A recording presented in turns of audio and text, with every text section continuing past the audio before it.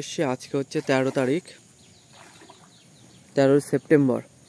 4 kilo urea সার দেওয়া হচ্ছে আজকে জমিতে। জমি পরিষ্কার করা হয়ে গেছে।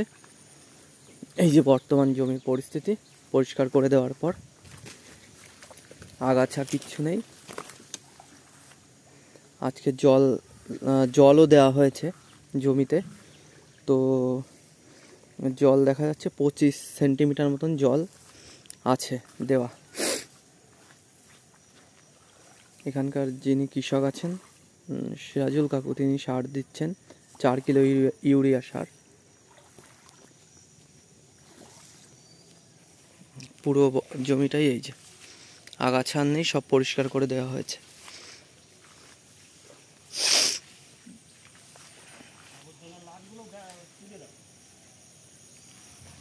এতটা আগাছা ছিল, এই যে উপরে ফেলে দেওয়া আছে সমস্ত আগাছা।